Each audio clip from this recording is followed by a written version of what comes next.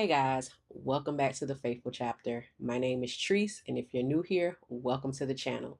Today I am so excited to start reviewing some Christian fiction books that I recently read. I am newly transitioning into reading Christian fiction, so for me, this is a big deal. If you want to know a little bit more about that, you can refer back to my intro video. It'll be pinned at the top of my channel. But yeah, today I'm going to review some books. A little disclaimer. I tend not to give any really negative reviews. I know some people may not agree with that, but my reasoning is it takes a lot of courage, it takes a lot of faith, it takes a lot to write a book, to publish it, to market it, to promote it. It takes a lot to do those things. So I don't want to be the one bashing anyone's books. What I will say is I just didn't connect with the story, or the book just wasn't for me. But what may not be for me will be for you. You know, something that you may like in a book, I may not like it in the book. So I don't want to be the one to just flat out say, oh no, don't read it. That's not something I'm going to do. If you guys feel any different or have an opinion about that, please feel free to comment it. I am open to criticism. I am open to reading, what you guys think. But let's move along. The first book is a middle grade fantasy. It is called The Chronicles of Light by Abigail Rose. And it was a little sweet read. I'm not even gonna. It was cute. It was a cute book. It is a quick read. It is dual POV, so it's not a really long book. But I want to give you guys the blurb of the book. It is about two best friends, one ancient book, countless adventures. So Naomi Williams is a bright and determined girl with an unshakable faith, and Luke Miller, her adventurous yet skeptical best friend, are just ordinary 11-year-olds living in the quiet town of Everbrook, or so they think. But when they stumble upon a mysterious glowing book hidden in an abandoned chapel, their lives are thrown into an epic adventure they never expected. The book, The Chronicles of Light, holds the stories of legendary Christian heroes throughout history, yet many of its pages are blank. Why? Because Naomi and Luke have been chosen to fill them. Armed with faith, courage, and their unbreakable friendship, they are whisked away to different places and times, from the underground church in ancient Rome to the secret world of hidden believers in modern day China. Along the way, they must battle forces of darkness that threaten to wipe out the whole world. Come on. That was a good blurb, y'all. That was a good blurb. But I enjoyed the message about faith. I enjoyed the message about having doubt, being uncertain in different times of darkness. I enjoyed all of those things, but I did feel that something was missing because you promote it as a fantasy. I'm looking for more fantasy elements. So I did feel like that was missing outside of them being transported to different places in time. I feel like it was just missing a little something, but it was a really good read. I feel like a lot of middle school kids will love it. It's a great message to them in the book. She has a lot of great faith themes in there. She has a lot of great moments of, things that kids go through on a daily basis, of having doubt, of being uncertain about things, and, when faced with adversity, the things that they have to do. So it was really good things like that inside the book. So I do commend it for that. But for me, because I read a lot of fantasy, I went in with those eyes. But I have to realize, when you're in the Christian fiction world, it may be different. So if you guys, know anything about uh the Christian fiction fantasy, please drop me some comments and let me know. This was just my opinion. But I feel like it was a really good story. I feel like if she taps in and keeps going on with the story, that it's going to be a phenomenal series. It does have two other books. I haven't read them yet, and I do think I'm going to continue on with the series. But that was a really good one. So the next book I wanted to share with you guys is A Summer of Dandelions by Whitney Amazing. And listen, I absolutely fell in love with this book. I am not a real romance reader. Like I stopped reading romance years ago, but getting into reading Christian fiction, I said I'm going to open myself up to reading other genres that I usually don't read. And I took a leap of faith, y'all. I saw this book being recommended on Instagram, and I was like, okay, let me try it out. So I read the book, and when I say I absorbed the book in 2 days, I'm not even kidding, y'all. It was gone. The book was gone. I read it so fast. It was such an amazing read. Let me read you guys the blurb really quick. He needs to find a wife. She can't afford any distractions. After she's fired from her serving job and kicked out of her apartment by her temperamental roommate, Addison Ellsworth has run out of luck. and cash. She can practically see her dream of winning the Miss Meadow title drifting away from her with the summer breeze. This is her last chance to win. No more excuses, no more distractions. Not even from her ex, the host of the pageant, who was convinced Addison is still not over him. When a live-in nanny position opens up in town, she sends off a quick prayer and a pink resume, hoping the new job will be her saving grace. But Addison's answered prayer quickly transforms into an unexpected hurdle. Not only is her gorgeous new boss completely distracting, but single dad Perry Whitmore also happens to be the restaurateur who had her fired. Perry can't fire her from this job, though, because she's the only nanny his children get along with.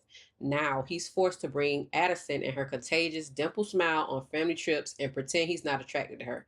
With his dad retired and ready to move, he has 6 months left to get married so he can inherit his childhood home, the last place he has memories of his late mother. Addison must be the solution to all Perry's problems, especially when she agrees to a fake relationship that could buy him more time and help Addison prove to her unbearable ex she's not only moved on, but upgraded. So I really enjoyed this book, guys. This was one of my favorite reads thus far.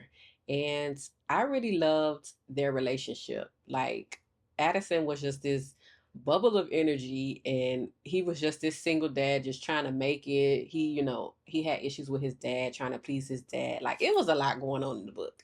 And I don't want to give away any spoilers. You have to read it for yourself. And just please take my word for it that it was a really beautiful read. Like, I love to see like love blossom and being transformed, and especially with both of them being hurt in past relationships, seeing them being able to move past it. You go through the insecurity, you go through the, I don't want to fall in love, because this person hurt me. They went through all the things, but I don't want to give any spoilers away.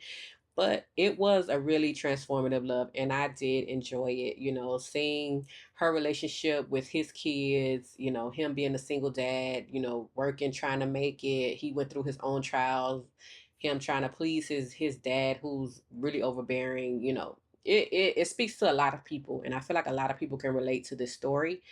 And I really enjoyed it, guys. I gave that thing a 5 stars. And this is coming from someone who does not read romance. So you can only imagine, like, I probably don't have nothing to compare it to, but for me, like the words, the way she described their love, like it was really deep and beautiful. Like, listen, I enjoyed it. But let me not linger too much on that one. Let me move on to the next book.